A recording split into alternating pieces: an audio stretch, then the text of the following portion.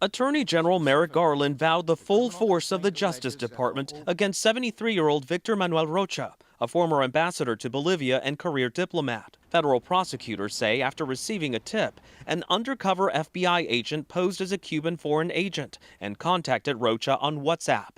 They allegedly met 3 times in this busy Miami neighborhood. The criminal complaint includes images from video of their conversations in Spanish.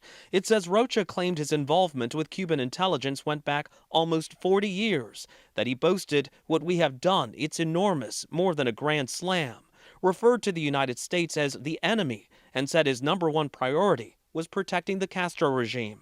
He would have had the ability to gain access to information that could cause great harm to the United States. John Carlin is a former top national security prosecutor. So he had the ability to gain and then share information that would thwart U.S. agencies' ability to collect intelligence on Cuba on the one hand, but on the other hand, he also was one of the key officials charged with forming our policy positions on Cuba.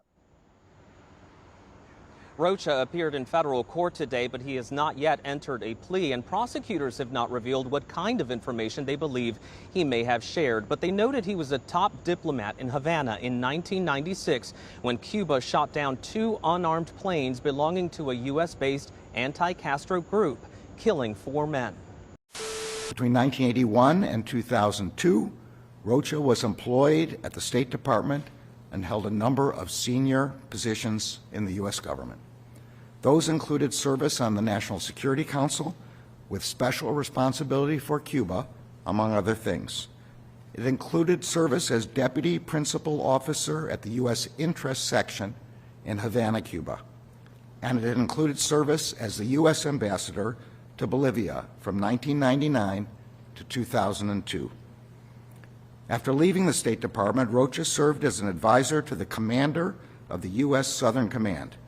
The area of responsibility of that U.S. military command includes Cuba. The complaint alleges that Rocha sought out and used his positions within the United States government to support Cuba's clandestine intelligence gathering mission against the United States.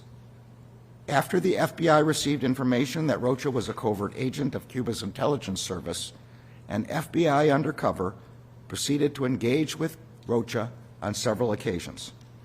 As detailed in the complaint, Rocha repeatedly referred to the United States as, quote, the enemy. During the undercover, he told the undercover that his efforts to infiltrate the United States government were, quote, meticulous and, quote, very disciplined.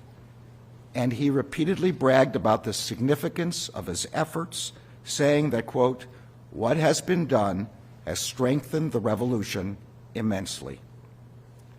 The FBI arrested Rocha on Friday in Miami.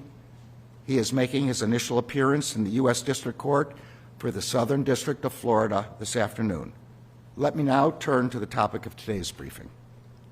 Over the past 18 months, the Justice Department has been working to defend the reproductive freedoms that are protected by federal law.